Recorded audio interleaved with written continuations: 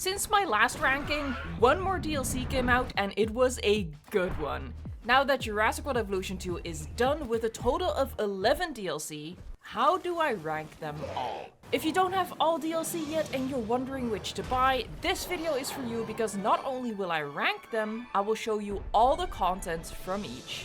As always, we're starting with the worst. Number 11, the Camp Cretaceous pack. This pack only has 2 new species, one of which I dislike, and another that's kinda middle of the pack for me. While the bumpy skin is a nice colorful skin for a species that's kinda been done dirty with the skin palette, and I like the Tyrannosaurus variant, and the Deluxe Parasaurolophus is cool at night, if I ever bother to turn on the day-night cycle.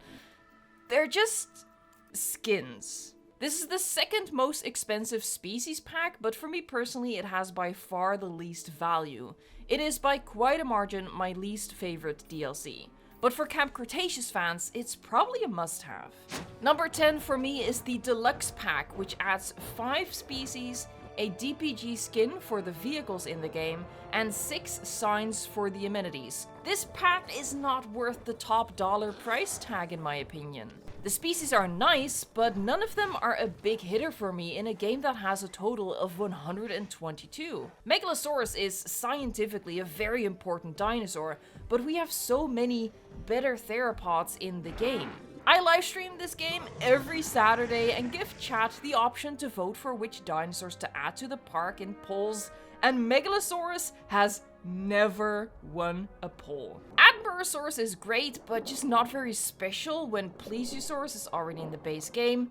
Plus, we have the Huayangosaurus situation, a dinosaur from Jurassic World Evolution 1 being recycled and resold. Not cool. My favorite of the Deluxe is probably the Pachyrhinosaurus. Number 9 is the most controversial of the pack. Speaking of recycling and reselling, it is the Secret Species pack. This pack is coasting for me on the fact that it has my favorite hybrid, the Spinoraptor. That just goes to show how personal and biased rankings like these are. All I can do is show you the stuff, give you my opinion, and then you can decide whether you agree or disagree. Let me know your own ranking in a comment down below. Ankylodocus is pretty cute after its redesign and a decent Shunnosaurus substitute.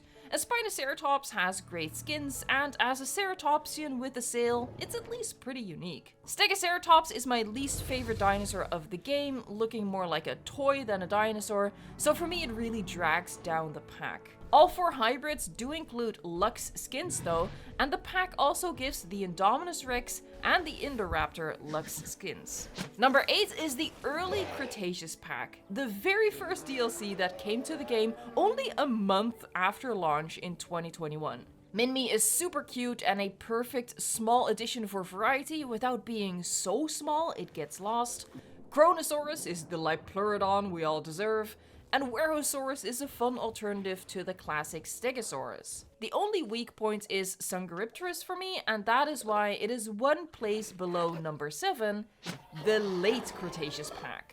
Both of these are solid packs in my opinion and almost interchangeable in the ranking, but the late Cretaceous I like just a tad more because Barbaridactylus is a nicer aviary addition in my opinion. Plus, I absolutely adore Alamosaurus in this game, Australovenator is cool, and Styxosaurus was the first bioluminescent lagoon species and still the best in my opinion. I have nothing negative to say about this pack, there have just been even better DLC that it loses out to. Just missing out on the top 5 is the latest and last DLC, the Park Manager's Collection pack. By the way, as you probably already know, we are waiting for the trailer for the next sequel, Jurassic World Evolution 3 or whatever it's gonna be called, so exciting times ahead. If you want to stay up to date on the news and the eventual showcases to come, subscribe to the channel. The Park Manager's Collection pack has one weak point in the Sigisaurus in my opinion, which I don't think is anything special within a roster of 122 species. Why is it better than the late Cretaceous pack in my opinion when that pack had no weak points? Well, because the strengths of this pack tip the scale in its favor. Megalodon is one of my top rated species. If you've seen my full ranking of all species, you already know. And as the only shark and the only Cenozoic species in the game, which some people consider a weakness because it doesn't fit. I consider that a strength because it's so different from what we have. Thanatos Drakon is a surprise hit that I think works better in our aviaries than the even bigger Quetzalcoatlus, coming up later, and Microceratus is a pretty unique species in the game as the tiniest ceratopsian. If you've seen my previous DLC ranking, you are in for a surprise because a change has happened. My 5th favorite DLC is the Feathered Species Pack. The Jurassic franchise, having had its start in the 90s, is light on feathered species, but that is slowly being amended both in the movies and in the game, with many new feathered species being added.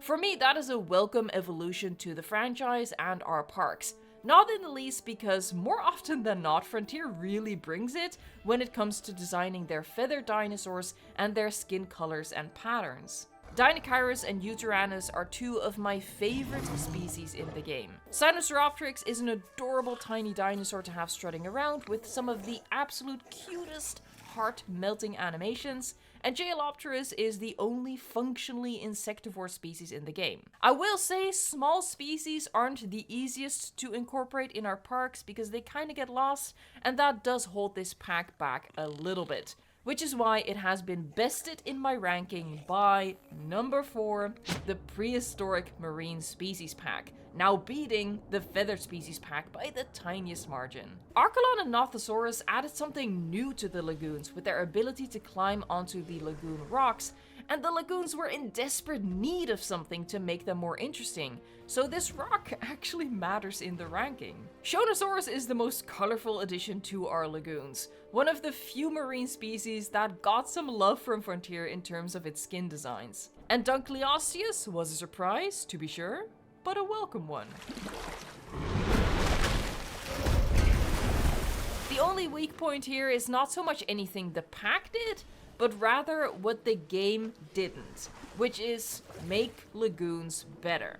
As a result of lagoons suffering from so many building limitations, I don't build that many of them in any given park. However, even though my parks typically feature only a handful of lagoons, I wouldn't want to not have these species as an option.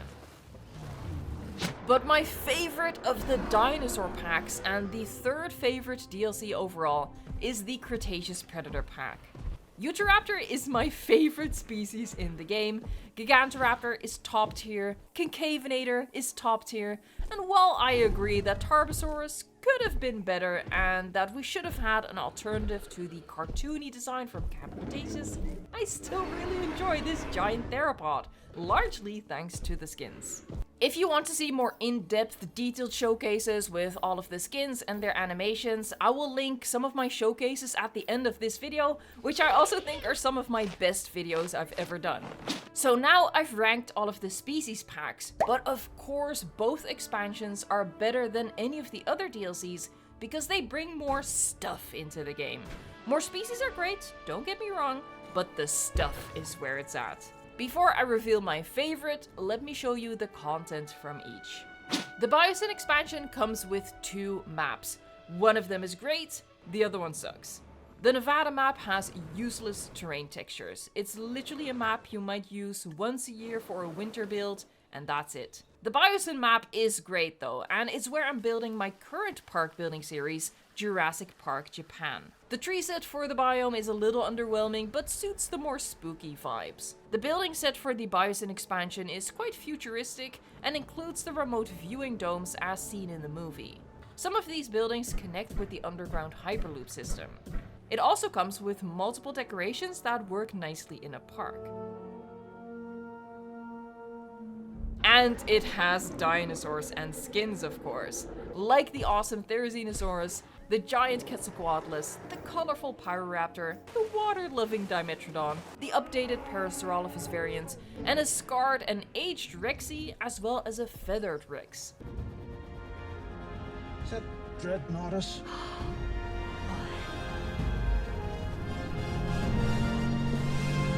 But a must-have in this expansion is the not quite invisible fence, which is a really nice and needed alternative to the base fence types. Of course, the expansion has a couple of hours worth of additional campaign, which I recently played through again in live streams on the channel. In the Biosyn campaign, rather than global expeditions for fossils, you unearth dinosaur DNA by digging through the levels of the Biosyn amber mines, which is only a superficially different mechanic.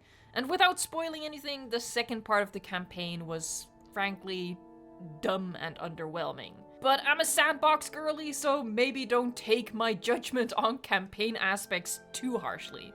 The Malta expansion has 3 maps, and one of them has something truly unique: a natural lagoon built into the map. Just like the Biosyn maps, these maps have a different biome, but the Mediterranean biome has a foliage set that includes the best tree. The building set is inspired by the black market Malta scene. The hotel is a standout building, I really like it, but the rest of the buildings are a bit too run down and dilapidated to make sense in a commercial park, which limits their usefulness in like general park building. The decorations are also mostly messy, but the stone wall is a must-have. This is probably the best piece in the game. It's just a shame that all of these other decorations I don't personally get as much use out of. The campaign for this, I did not enjoy at all, but as a sandbox builder, I'm not even taking the campaigns into account for my ranking. The Malta campaign does introduce a genuinely new mechanic that you can activate in sandbox as well, which is the dinosaur exchange and black market, allowing you to buy dinosaurs from all over the world. This is a really fun alternative way to populate your parks. Finally, speaking of the dinosaurs of the expansion, they are a little underwhelming to me. We get all the movie species, including their on-screen skins, but none of them are my favorite. Not to say they are bad, and in fact I really like the Oviraptor, but nothing as cool as the Therizinosaurus, or impressive like the Quetzalcoatlus and Dreadnoughtus. So it should come as no surprise that the Biosyn expansion is my favorite and the Malta expansion is the runner-up. That being said, especially if you can get them for a discount, I recommend both of the expansions over any of the dinosaur packs. With the dinosaur packs, I'd say just go for the ones that include the species you like best. Check out my full showcases for these DLCs. These are some of my favorite videos I've ever made. They will show you all the skins and the best animations. Plus, I think you'll have fun watching these. Thank you so much for watching, liking, subscribing, and until next time, enjoy the game.